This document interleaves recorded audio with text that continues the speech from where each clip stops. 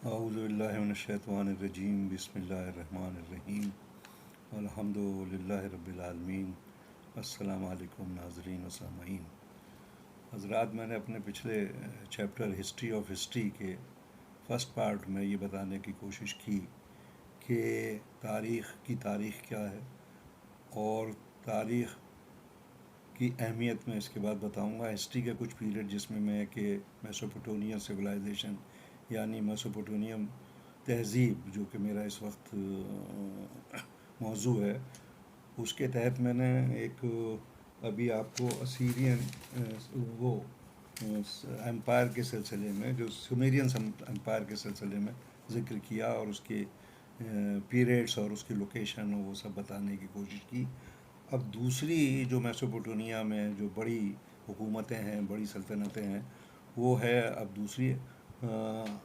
اکادین umpire. یہ ضروری نہیں ہے کہ ایک وقت کے بعد دوسری وہی اسی پیریڈ میں اسی علاقے میں یا اسی جگہوں پر دوسری سرکاریں دوسری امپائر آئی ہوں، وہ سائملٹینیسلی ایک کے ساتھ دوسری، کیونکہ الگ الگ سب کی علاقے اور صوبے اور ایریا بٹے ہوئے تھے، ریجنس، تو وہ ایک ہی وقت میں کئی سلطنتیں بھی ہو سکتی ہیں۔ اسی میں یہ اکادین امپائر تھی جس کا پیریڈ رہا ہے 2350 سے لے کے 2150 BC تک، 2200 سال تقریباً انہوں نے حکومت کی۔ اور یہ تھا، اس کا جو لوکیشن ہے وہ part of Iraq, Iran, Syria اور ٹرکی، اس علاقے میں ان کی حکومت رہی ہے۔ اور انہوں نے ہی شہروں اور صوبوں کو ملا کر کے ایک فیڈرل گورنمنٹ بنانے کا پہلا کام کیا، اور ٹیکس سسٹم شروع کیا۔ ٹیکس سسٹم سے انہوں نے شہروں کی بڑی بڑی باؤنڈریز بنوائیں، جس کے 4 دروازے چاروں سمت میں چھوڑے جاتے تھے، چھوٹے دروازوں کو چھوڑ کے، اور انہوں نے واٹر ویز بنوائے، یعنی کہ سینچائی کے سادھن ڈیولپ کیے، اور یہ کافی انہوں نے بڑے کام کیے۔ ان کے 3 مشہور سلطان یا بادشاہ ہوئے ہیں، جن کا نام تھا پہلا کنگ اکاد، دوسرا نرم سین سن آف اکاد، اور تیسرا سرگاؤں آف اکاد، یہ سن آف نرم سین۔ تو یہ بھی ایک بہت بڑی حکومت ہوئی ہے اور سلطنت، جس میں ان لوگوں نے یہ کام کیے۔ میں اس کا نقشے میں آپ کو دکھاؤں گا کہ یہ کون سا وہ ہے۔ اور اس کے بعد ایک اسیرین امپائر، جو کہ بہت ہی بڑی حکومت اور بہت ہی بڑی سلطنت تھی، جس کا کیپٹل اسور تھا۔ اسور جو ہے وہ آج بھی عراق سے اگر ہم چلیں موصول سے، تو جنوب میں قریب 97 کلومیٹر دوری پر ٹگرس ندی پر واقع ہے۔ یہ آج بھی اسور کے نام سے جانا جاتا ہے، جس کے معنی ہے سٹی آف گاڈ۔ تو یہ بھی پہلے مونوتھیسٹ تھے، جو بعد میں دھیمے دھیمے پولیتھیسٹ ہوئے، اور انہوں نے اپنے الگ خدا بنائے، جس میں گاڈ آف وار بھی بنایا۔ یہ لوگ پہلے تو لفظ استعمال ہوتا تھا مونارک کا، لیکن یہ پہلی امپائر تھی جنہوں نے کہ لفظ کنگ کا استعمال کیا، اور بادشاہت جہاں سے بادشاہ ہوئے یا کنگ کہلائے۔ یہ آج بھی اسی کے ٹیریٹوریل علاقے میں زیادہ تر کرد پائے جاتے ہیں۔ ممکن ہے کہ میرا خیال ہے کہ یہ کبھی اسی اس کے لوگ ہوں، اسی ڈائنیسٹی کے لوگ ہوں، اور اسی وراثت کے لوگ ہوں جو اس میں بسے ہوئے ہیں، اور جب اسلام آیا تو انہوں نے اسلام بھی قبول کیا۔ اب ان کے ریچولس جو ہیں، کچھ ان کے اپنے پرانے ہیں، کچھ اسلامک ہیں، تو یہ ملے جلی ایک قوم ہے جو کہ کرد کہلاتے ہیں۔ اس کے بھی اسیرین چونکہ بہت بڑی امپائر ہوئی ہے، تو اس کے پیریڈ بھی بہت حصوں میں بانٹے گئے ہیں۔ پہلا پیریڈ تھا 2100 BC، جیسے جب سٹی اسٹیٹ کہلاتا تھا، 2100 سے لے کے 1400، 700 سال۔ اور دوسرا پیریڈ تھا 1400 BC سے 700 BC، یعنی 700 سال۔ وہ سٹی اسٹیٹ تھے، یہ ٹیریٹوریل اسٹیٹ تھا۔ اس کا علاقہ جنوبی ترکی زیادہ حصہ رہا ہے۔ اب چونکہ اتنا لمبا پیریڈ ہے تو اس کو بہت حصوں میں بانٹا گیا، تقریباً 5 حصوں میں بانٹا گیا ہے۔ ارلی اسیرین پیریڈ کہلاتا ہے 2600-2225 BC تک کا، وہ پھر اولڈ اسیرین پیریڈ کہلاتا ہے 2025 سے 1364 BC کا، پھر مڈل اسیرین پیریڈ کہلاتا ہے 1363 سے 912 BC کا، اور پھر نیو اسیرین پیریڈ کہلاتا ہے نیو 911 سے 609 BC کا. اور اس کے بعد پوسٹ امپیریل وہ آ جاتا ہے جس کو 609 BC سے 223 AD تک، یعنی بعد مسیح. پھر اس کے بعد وہ سیسرینز جو ساسانی حکومت ہے بہت اس نے وہ اٹھایا اور ان کو کمزور کیا اور ان پر دبدبہ اپنا قائم کیا، اور ان کا وہ بھی ایک بہت بڑی حکومت انہوں نے قائم کی. 224 BC سے انہی کے پیریڈ سے شروع ہو گئے تھے، اور 651 AD تک ان کی حکومت رہی. تو یہ بھی اسیرین بہت بڑا پیریڈ ہے جس میں ان لوگوں نے اپنا دبدبہ قائم کیا اور بہت بڑی حکومتیں کی، اور انہوں نے پہلی مرتبہ لفظ کنگ کا استعمال کیا، بادشاہت کا. اس کے بعد پھر ایک آئی ہے ایک حکومت جو میرا کنسرن جس سے زیادہ ہے، وہ ہے بیبیلونین حکومت جو ہے. وہ اسی پیریڈ میں زیادہ تر نبی، اس علاقے میں زیادہ تر نبی و پیغمبر آئے، اور جو زیادہ تر واقعات ہیں وہ بیبیلونین اس کے ہی ہیں. تو اس کا کیپٹل بابل رہا ہے، جو دریائے فرات سے لے کے دریائے ٹیگرس تک بستا ہے، جہاں یہ پائی جاتی ہے حکومت، اور جہاں ان کی حکومت رہی. ان کا پرانا پیریڈ تو 1894 سے 1595 BC تک کا ہے، جس میں انہوں نے 300 سال حکومت کی ہے. لیکن دوسرا جو نیو بیبولین پیریڈ کہلاتا ہے وہ 626 سے لے کے 539 تقریب 87 سال. اسی میں زیادہ تر نبی اور پیغمبر آئے ہیں، اور زیادہ تر جو واقعات ہوئے ہیں وہ اسی دور میں زیادہ ہوئے ہیں. ہو سکتا ہے میں نے قوم عاد کا ذکر اس میں کر دیا تھا سومیرین میں، لیکن چونکہ یہ واقعہ حضرت ابراہیم سے 700 800 سال پہلے کا ہے، حضرت عاد کا اور سمود کا، تو یہ بیبولونین کا اور اسی کا ہے، تو اسی پیریڈ میں ہی ممکن ہے کہ وہ دونوں پیریڈ رہے ہوں گے. اور یہ جو حضرت ابراہیم والا واقعہ ہے جو بابل میں ہوا ہے جو نمرود کے ساتھ، وہ بھی وہیں کا ہے، بابل کا ہی، کیونکہ یہ بابل میں ہی قیام کرتے تھے، شروع سے چلے آ رہے تھے حضرت نوح کے دور سے ہی. تو یہ وہ تھے جو بالکل سب کو معلوم ہے نبی پیغمبر اور رسول، اور جن کے پاس شریعت. تو یہ بہت زیادہ مخالف تھے خداؤں کے.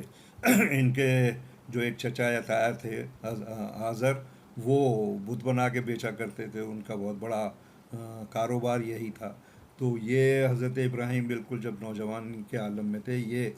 مونوتھیس سے یہ ظاہر ہے خدا یکتا کی وہ تبلیغ کیا کرتے تھے. تو جب لوگ ان کی بات نہیں سنے اور نہیں مانا، انہوں نے ساری کوششیں کی، تو جب وہ نہیں ہوا تو ایک روز ان کو غصہ آیا، اور کوئی شہر کا بہت بڑا، اس ایریا کا ایک بہت بڑا تہوار تھا جس میں زیادہ تر لوگ باہر گئے ہوئے تھے سوری بہت لوگ باہر گئے ہوئے تھے. تو انہوں نے یہ کام کیا کہ وہ ہال جس میں کہ وہ بت تراش کے رکھے جاتے تھے، انہوں نے سارا ایک کلہاڑا لے کر کے سارے توڑ دیے، سب کے سر کاٹ دیے، اور ایک بڑا جو بت تھا اس کو چھوڑ دیا، اور اس کا کلہاڑا جو ہے اسی میں ٹانگ دیا اس کے گلے میں. اور جب لوگ لوٹ کے آئے اور آزار آئے تو پوچھا کہ یہ کیا ہوا، کس نے کیا. اور ظاہر ہے کہ یہی ایک آدمی تھے جو کہ اس کے بہت پولیتھیزم کے خلاف تھے، اور خداؤں کو ان کے برا کہتے تھے یا نہیں مانتے تھے، اور خدا یکتا کی تبلیغ کیا کرتے تھے. تو یہی پکڑ میں آئے اور ان کو پوچھا گیا کہ یہ کس نے توڑے ہیں. تو انہوں نے ظاہر ہے کہ بتا دیا کہ وہ جو جس کے گلے میں کلہاڑا ٹنگا ہوا ہے اسی نے توڑے ہیں. تو سب نے یہ کہا کہ یہ کیسے ممکن ہے، اور یہ کیسے ہو سکتا ہے کہ ایک بت جو ہے وہ بتوں کو توڑ دے. تو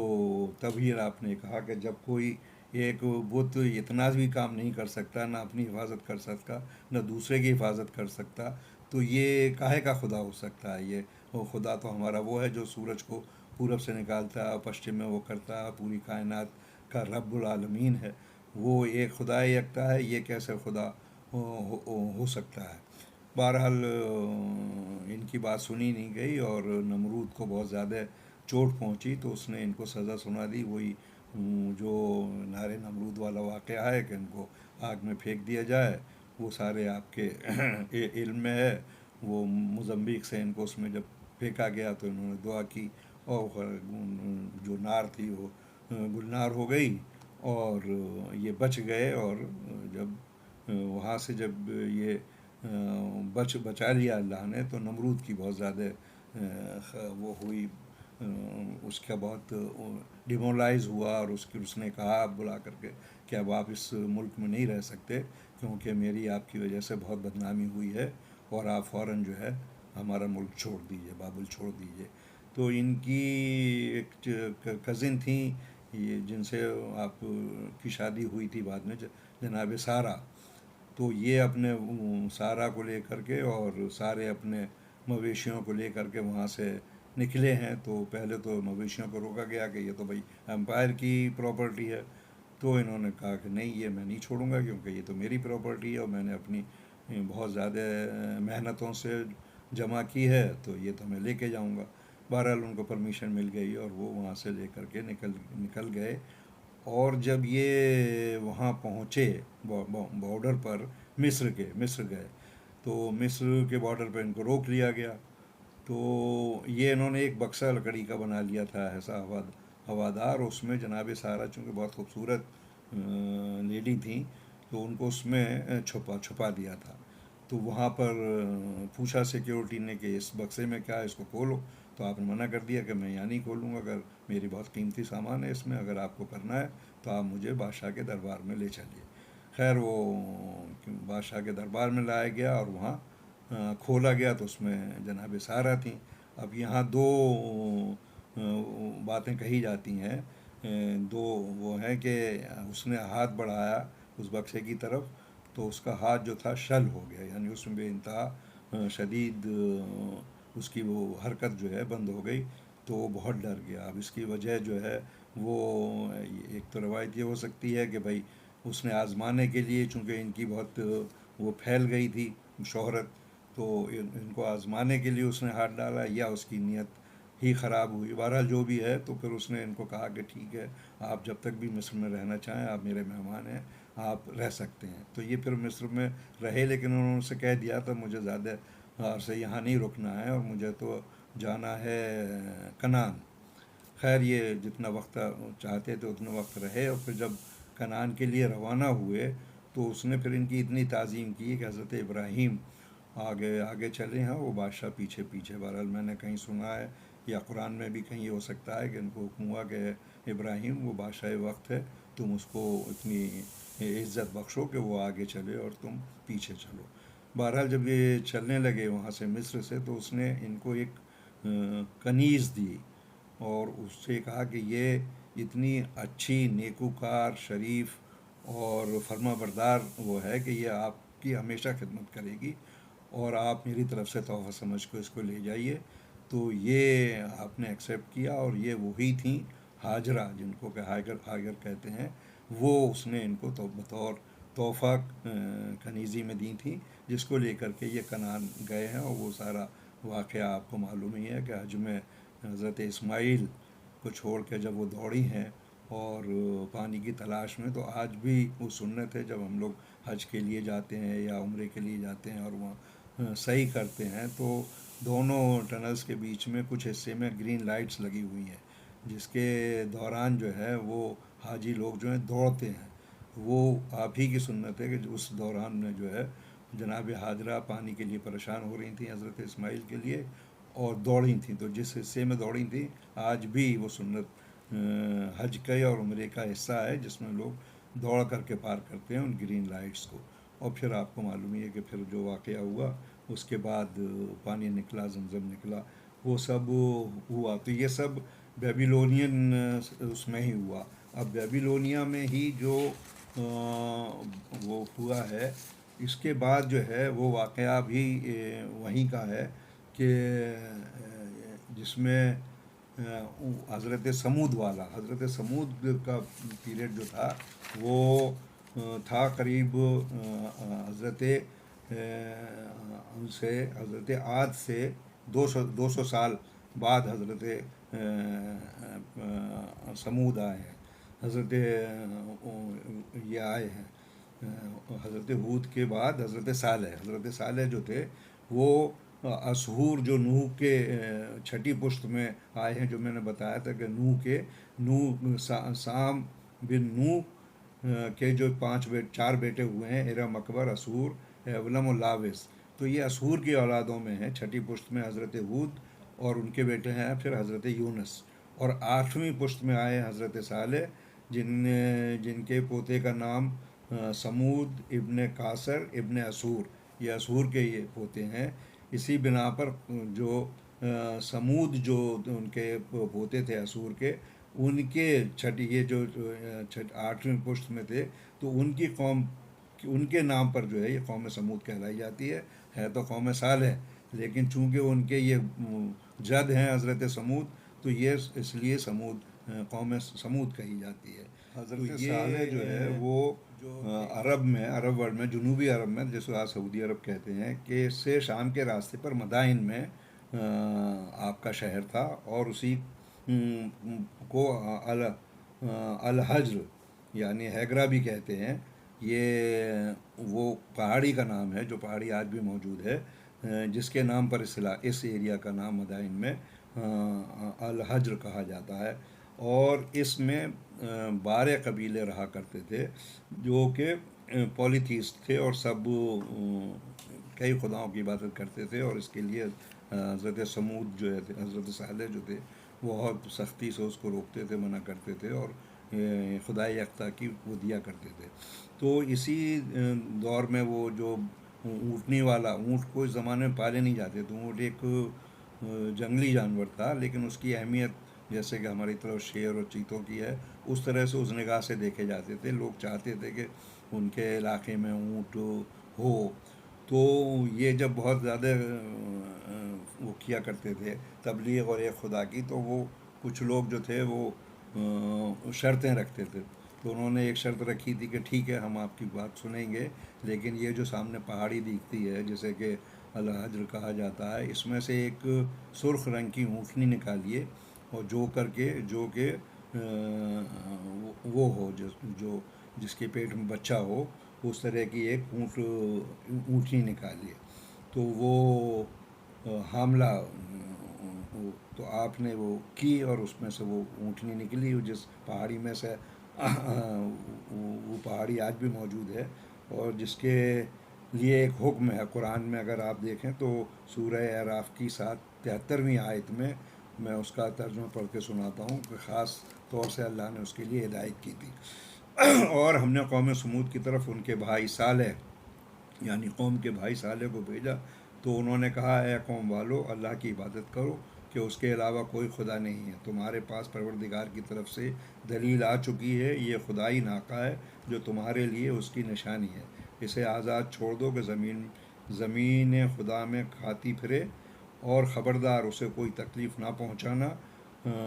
کہ تم کو عذاب علیم اپنی گرفت میں لے لے.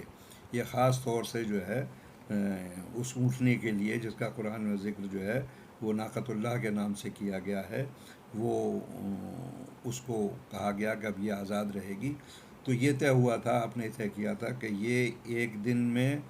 یہ اور پھر اس کا بچہ پانی پئیں گے، اور ایک دن جو ہے وہاں کے لوگ جو اس بستی کے لوگ ہیں وہ اس کا استعمال کریں گے. تو یہ سلسلہ کچھ دن تو چلا، لیکن پھر جو ہے کچھ عورتوں نے یہ شکایت کرنا شروع کی کہ اس سے تو ہمیں بڑی تکلیف ہوتی ہے، ایک دن تو پانی اونٹنی پیتی ہے اور ایک دن ہم کو ملتا ہے استعمال کے لیے، اور پانی کی یہ سیری ہم ویسے ہی قلت ہے، تو یہ جو ہے ہم کو منظور نہیں ہے. تو اس میں خاص طور سے 2 عورتیں بڑی پیش تھیں، ایک انیزہ اور دوسری صدوق. تو انیزہ بڑی خوبصورت عورت تھی، اور اس قبیلے میں 12 قبیلے تھے، جس میں سب سے بڑا قبیلہ جو تھا وہ اس کا جو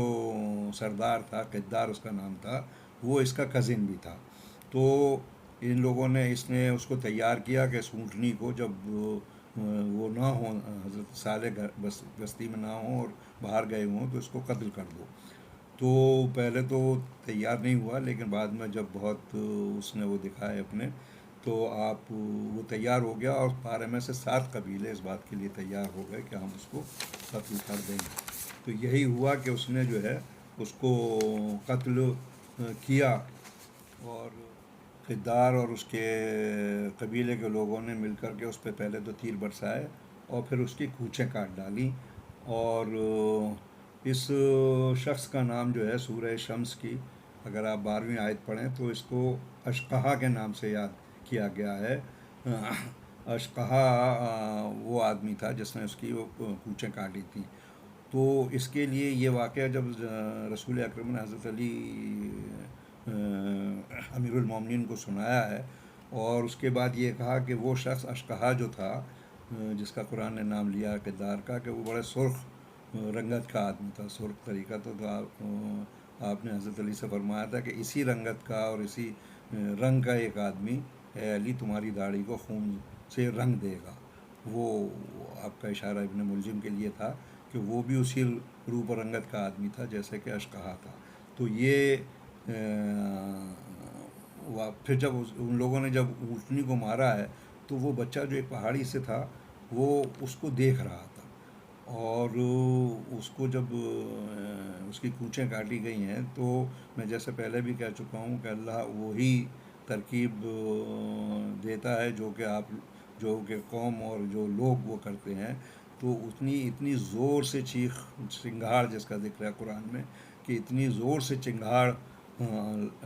ماری ہے اونٹنی نے بھی اور اس کے بچے نے بھی جو پہاڑی سے دیکھ رہا تھا، کہ وہیں پر ساری یہ جو اس میں بنا کر کے محل اور گھر بنا کے رہتے تھے پہاڑوں میں، کہ اس آواز سے پوری بستی جو ہے وہ مر گئی ہے اور ہلاک ہو گئی ہے، جب حضرت صالح باہر گئے ہوئے تھے اپنے ہم نواؤں اور اپنے ان کے ساتھ ساتھیوں کے ساتھ تبلیغ کے سلسلے میں۔ تو اس کی وجہ کیسے ہو سکتی ہے، چیخ سے کیسے کوئی مر سکتا ہے؟ تو اس کا آج ہم لوگ اچھی طرح سے جانتے ہیں کہ انسان کی جو صلاحیت ہے ہمارے سننے کی، وہ 20 ہرٹز سے لے کر کے اور 2000 ہرٹز تک ہے، اس تک ہی ہم سنتے ہیں، اور اسی کے بیچ میں ہم اپنا جس کو کہ آپ اگر ڈیسیبلس میں کہیں گے تو 0 سے لے کے 120 یا 130 ڈیسیبل سے جو ہمارے کان برداشت کر سکتے ہیں، اس کے اوپر اگر ہم مطلب بالکل طے ہے کہ 28,000 ہرٹز سے اوپر جائیں گے، اگر 28 کلو ہرٹز سے اوپر ہم جائیں گے تو ہم برداشت نہیں کر سکتے، ہمارے کان پھٹ جائیں گے۔ اور اس وقت یہی ہوا تھا کہ اس کی چیخ اور چنگھاڑ اتنی تیز تھی کہ جو پورے بستی میں لوگ رہنے والے تھے وہ 28 کلو ہرٹز سے اوپر چلی گئی تھی، اور اس آواز کا نتیجہ یہ ہوا تھا کہ کانوں کے پردے پھٹ گئے تھے لوگوں کے، اور جو بھیجا تھا وہ کانوں سے بہہ بہہ کے باہر آ گیا تھا۔ یعنی اس چنگھاڑ سے، اس چیخ سے پوری بستی کی بستی ہلاک ہو گئی تھی۔ تو یہ آج بھی جو ہم لوگ راکٹ لانچ کرتے ہیں تو راکٹ لانچ کرنے میں چونکہ اس کی بھی آواز بہت زیادہ ہوتی ہے، تو اس میں ہم آپ دیکھیں گے فوٹو میں کہ پانی کا اتنا زبردست استعمال کیا جاتا ہے کہ وہ آواز جو ہے پہلے پانی میں جائے اور پانی میں دب جائے، تب وہاں کام کرنے والوں کے لوگوں کے کانوں تک آئے تاکہ وہ محفوظ رہ سکیں اور اپنی جان بچا سکیں۔ تو ہماری جو مجبوری ہے انسان کی وہ یہی ہے کہ ہم ایک لمٹ کے اندر ہی سن سکتے ہیں، اس کے اوپر نہ 20 ہرٹز سے نیچے کی آواز ہم کو سنائی دیتی ہے، اور نہ 20,000 ہرٹز سے اوپر کی اگر ہم جائیں گے تو بھی ہم کو درد ہونے لگتا ہے، جیسے کہ وہ کہا جاتا ہے کہ یہ جو شور غل ہے وہ اس کو اسی لیے برداشت نہیں کیا جا سکتا کہ وہ ایک حد تک ہی ہم برداشت کر سکتے ہیں۔ یہ بیبولینین امپائر میں ہی جو ہے وہ بعد میں بھی میں ذکر کروں گا، آگے آئے گا کہ ایسے ایسے بادشاہ ہوئے ہیں جنہوں نے کہ بنی اسرائیل کا یہ سب ہیکل سلیمانی توڑا تھا، اس کا ذکر آئے گا۔ لیکن وہ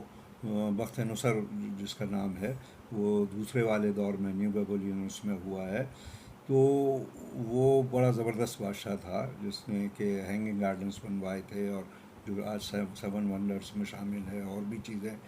بنوائی تھیں۔ اس کا انشاءاللہ جب ہم اس کا چیپٹر لیں گے یہ ہیکل سلیمانی کا اور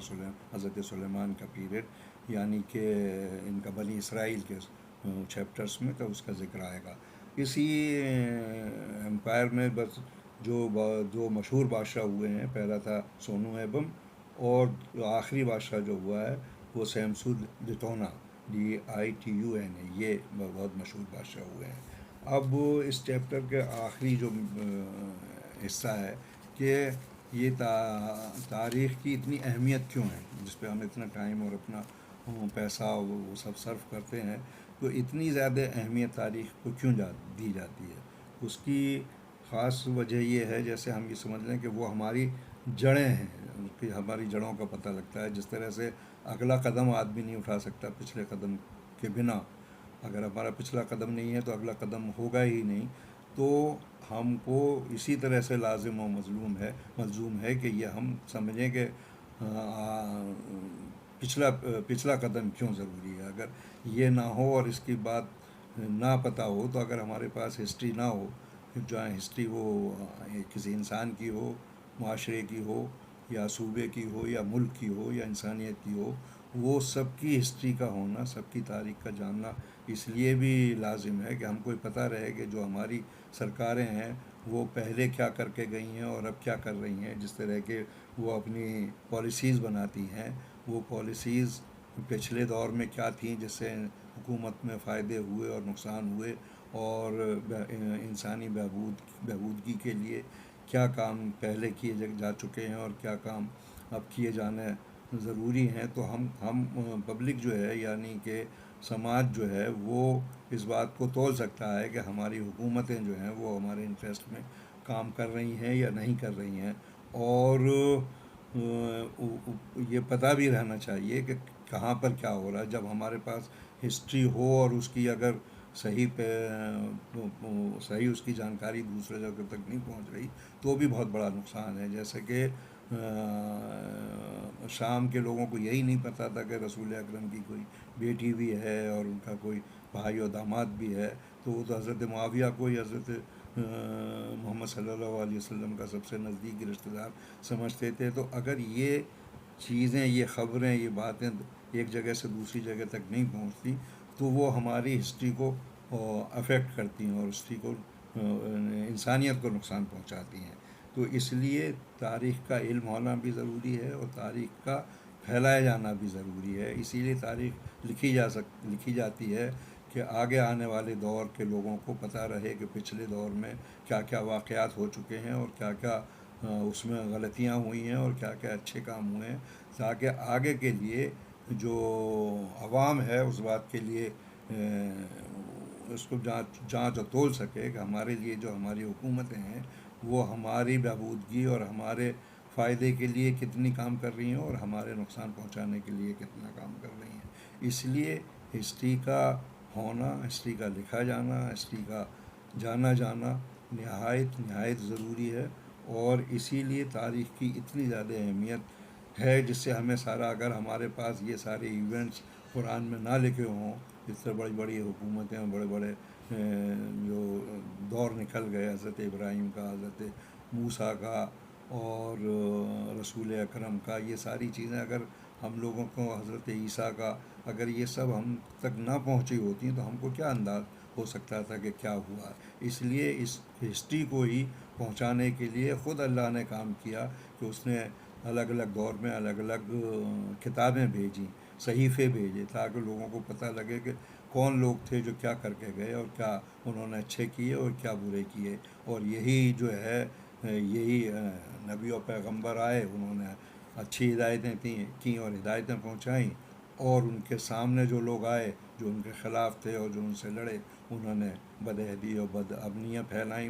ملکوں میں، اور یہ سارے واقعات پیش آئے۔ تو اس لیے امر بالمعروف اور نہی عن المنکر کا جو ہے، کہ وہ ضروری ہے، امر بالمعروف اور نہی عن المنکر، یہ ضروری ہے کہ وہ ہم تک پہنچے۔ اور یہی بات کہنے کے لیے میں نے ہسٹری آف ہسٹری کا یہ چیپٹر چنا تھا۔ انشاءاللہ آگے اب ایولیوشن کے سلسلے سے بات کروں گا اور آگے دوسرے چیپٹر شروع کرنے کی کوشش کروں گا۔ یہ میرے شروع کے چیپٹرز ہیں، اس میں بہت سی کوتاہیاں وہ ہو سکتی ہیں، اس کے لیے میں معذرت خواہ ہوں۔ خدا حافظ۔